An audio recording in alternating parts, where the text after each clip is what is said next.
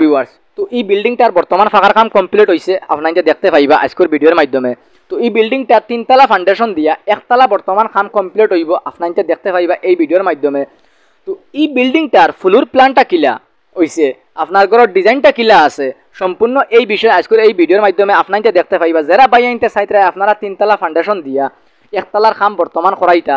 আশা করি এই ভিডিওটা একদম ফার্স্ট থেকে লাস্ট পর্যন্ত দেখবা।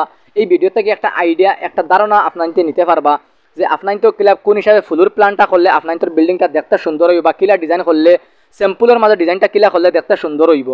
তো এই বিল্ডিংটার অত একবারে ডিজাইন নাই, কিন্তু অত সুন্দর কিতার লাগি লাগে এই 3টা চৌকাটে বাইরে হল, যে খিড়কির 2টা চৌকাট আর একটা দরজার চৌকাট, মানে গড়ের সামনা বা তাকে চাইতে আলাদা একটা সুন্দর লাগে এই 3টা চৌকাটে। আর চৌকাট যে 3টা দেওয়া হয়েছে আপনার তো নিশ্চয়ই দেখতে পাইরা, অত বেড়াচেরা না, অত বেস্ট ডিজাইন না, একদম সিম্পল ডিজাইনের মাঝে খুব সুন্দর লাগে চৌকাট। আগলস আগলস বোঝা যায় বই রয়েছে আপনাকে দেখতে পাইরা। আর এগুন তো যে ও যে ওয়ালও যে দাগ দিয়া তোয়া হয়েছে, এটা টাইস লাগানি হইব, আপনাদের দাগ দেওয়ার হিসাবে নিশ্চয়ই বুঝতে পাররা।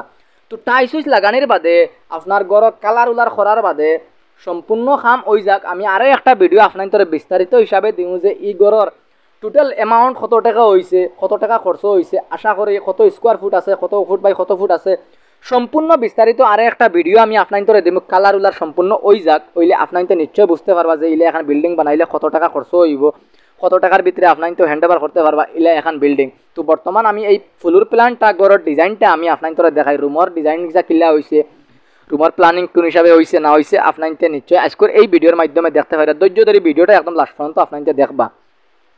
তো ও আছে একটা রুম দেখতে পাইরা আপনারা, এখান তো আর গেস্ট রুম আপনার বুঝ পাইরা, মোটামুটি কুটুমুটুম আইলে রইতা।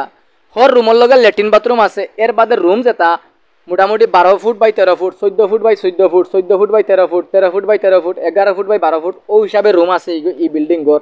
তো ড্রয়িং হিসাবে রুম দেওয়া হয়েছে, ড্রয়িংয়ের প্ল্যান হিসাবে এই ঘরের খামটা করা হয়েছে।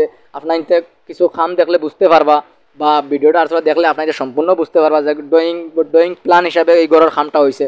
তো আপনার তো যারা ভাই বিল্ডিং বানাইবা, বিশেষ করে প্ল্যান হিসাবে ঘরের খাম করাইবা, ড্রয়িং প্ল্যান যে হিসাবে আছে ওই হিসাবে আপনার খাম করাইবার চেষ্টা করবা, তখন আপনার ঘর ফিনিশিং হওয়ার বাদে ঘরটা দেখতে অনেক সুন্দর হইব। ফয়লা বহুত ভাই বুঝেন না ইঞ্জিনিয়ার ড্রয়িং দেওয়ার বাদে মানে উল্টাপাল্টা করলেন, এই উল্টাপাল্টাটা না করিয়া আপনার প্ল্যান হিসাবে যদি আপনার খামটা করান তো দেখতে অনেক সুন্দর হয়। ফিনিশিং হওয়ার বাদে কেতার লাগে ইঞ্জিনিয়ার ড্রয়িং দিছে, ফিনিশিংয়ের ডিজাইনটা কিলা হইব না হইব এখান বুঝিয়ে আও ইঞ্জিনিয়ার ড্রয়িং দিছে। তো আশা করি ভাই অকল আজকের ভিডিওটা আপনাদের সম্পূর্ণ দেখবা, আর ভিডিওটা শেয়ার করিয়া অন্য বাইরে দেখার সুযোগ করে দিবা। রিকোয়েস্ট রইব একটা ভিডিওটা একটা করে শেয়ার করিয়া অন্য বাইরেও দেখার সুযোগ করে দিবা। ঘরের প্ল্যানটা ওই হিসাবে আসিল আমি আপনাদের দেখাইয়ার, তার ঘরের রুমের বাট কত ফুট বাই কত ফুট আছে, কিলা আছে না আছে সম্পূর্ণ আরও একটা ভিডিও আমি আপনাদের দিমু।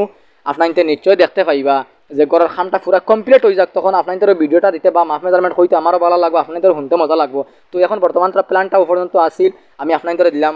ভালো থাকবা, আজকের ভিডিওটা ও পর্যন্ত আসিল।